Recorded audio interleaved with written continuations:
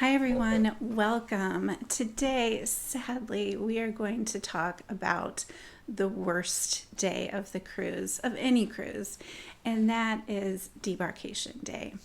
Now, this was our 4-day Utopia of the Seas cruise, our very first Royal Caribbean cruise, and we have come to that day where we sadly have to get off the ship and go home.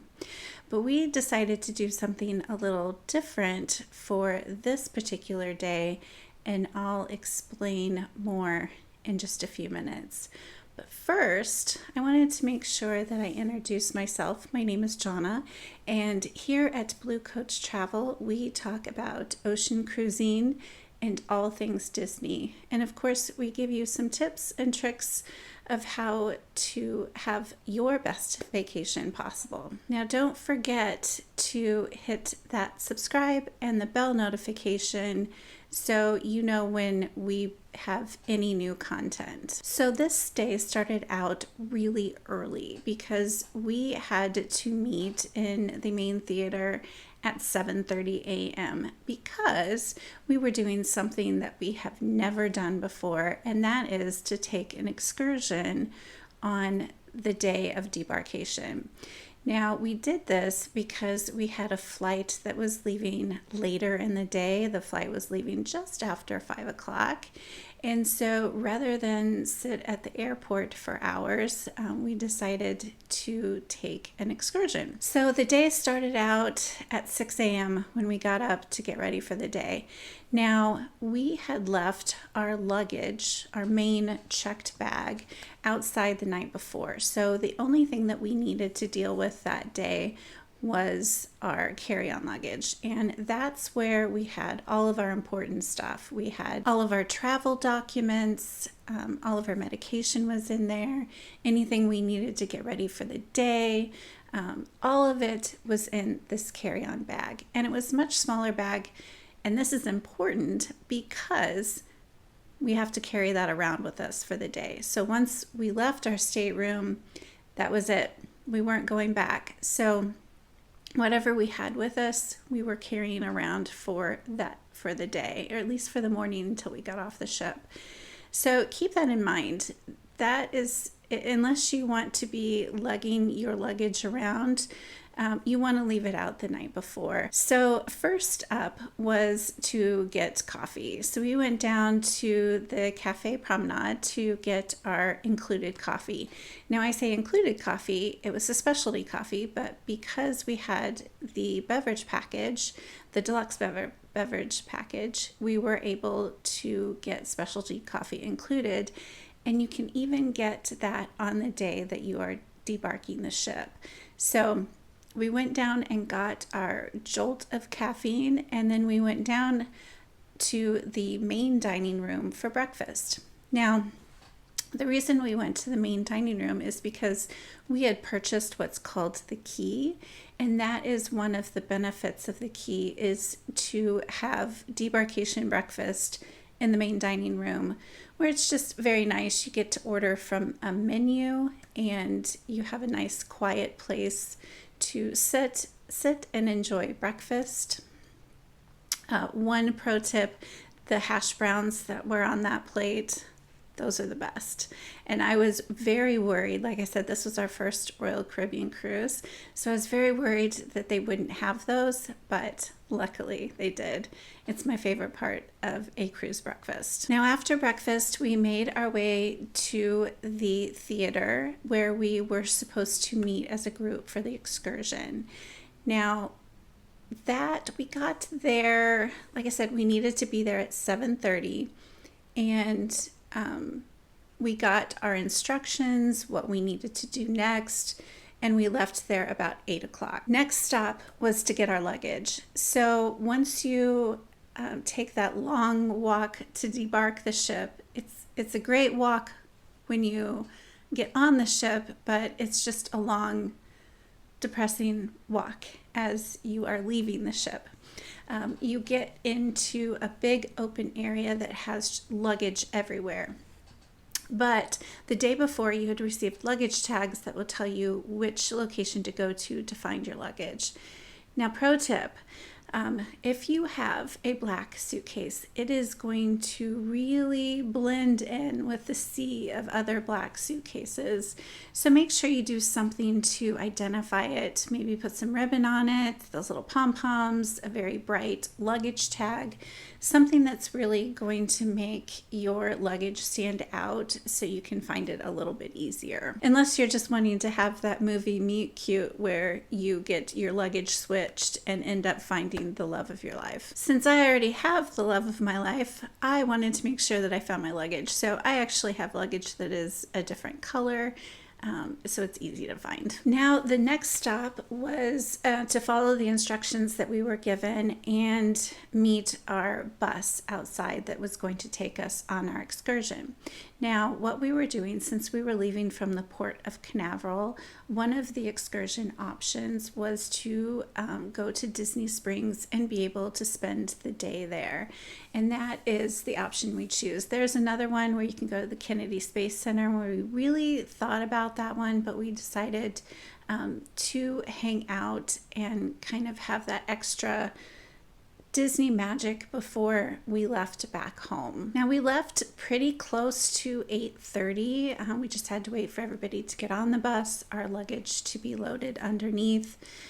Again, we just kept our carry-ons with us. The drive to Orlando is about an hour. It can be more depending on traffic, but since we were leaving so early, it was almost exactly an hour from the time we left the port until we got to Disney Springs.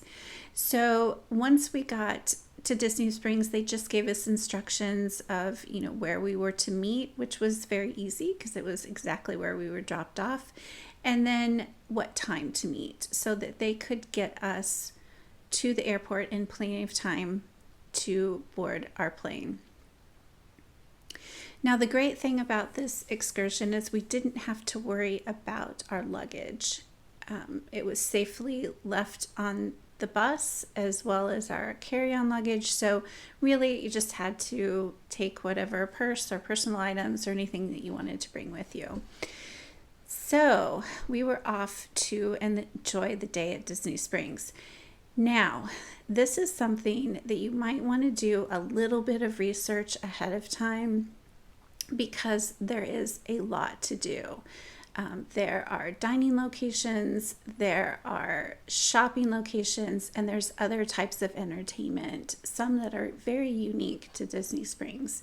So make sure to do a little bit of research ahead of time so you kind of have a game plan, because you only have, with this type of excursion, there's only a certain amount of hours that you have to enjoy all that you can at Disney Springs. Now, speaking of dining, there are over 68 different dining options at Disney Springs. So some are sit-down type restaurants, some are counter service restaurants, and some are just snacks. Some of those table or fine dining experiences include House of Blues, which is also a good place to have brunch. We had brunch there and was very surprised how good that was. Summer House on the Lake, STK Steakhouse, Planet Hollywood, Boathouse, which also has something that's very unique, which is you can ride in one of the cars that are there. It actually goes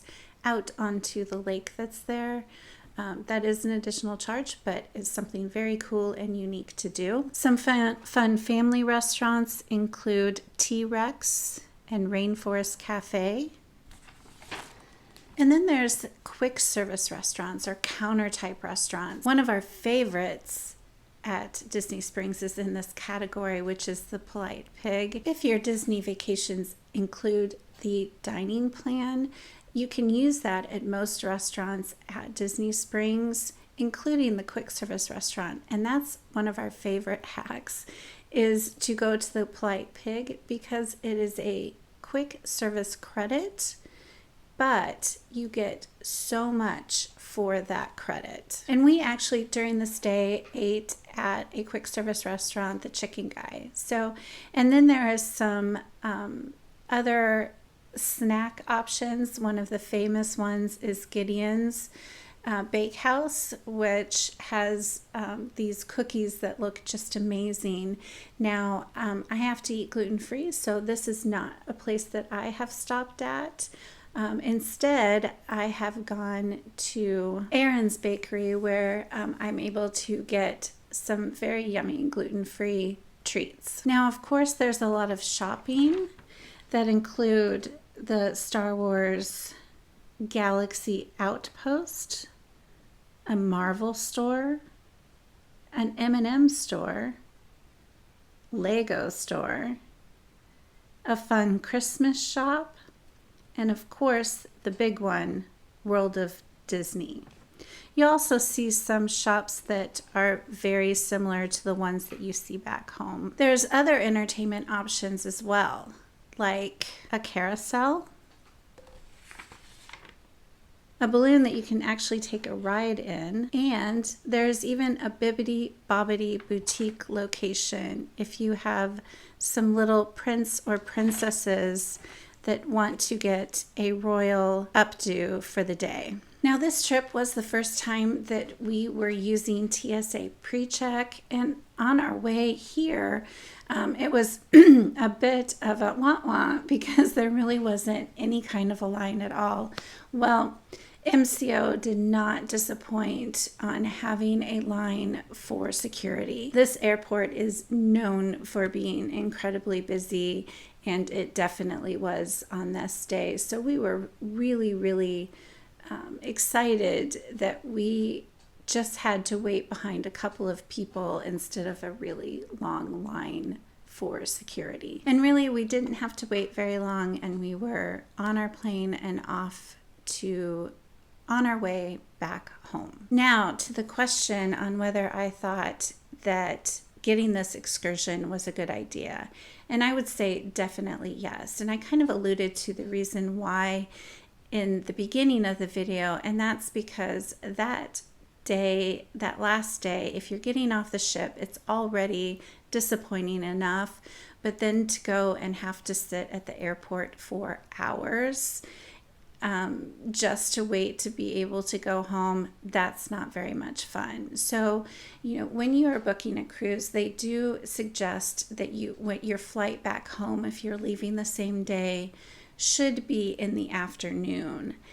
So that means you're getting off the ship fairly early, because remember, the next cruise, they're going to start loading or embarkation around 10:30. So they have to get everybody from the previous cruise off the ship. So you're going to be getting off pretty early, but you don't have that flight until the afternoon.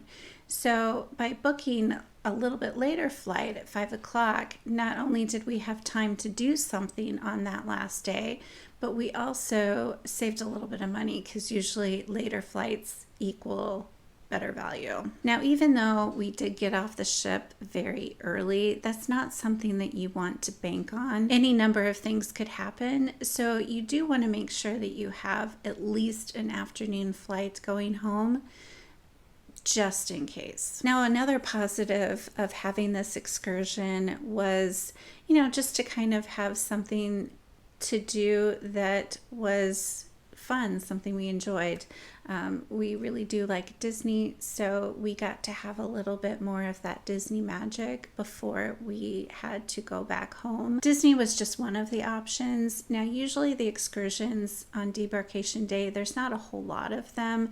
There was just 2 really to choose from for this particular cruise.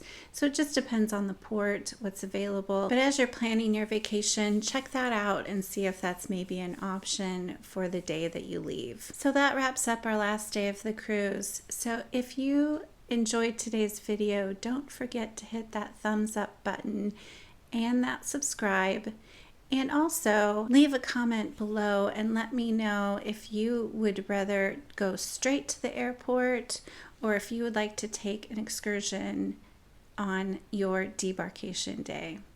So until next time, have a fabulous day. Bye, everyone.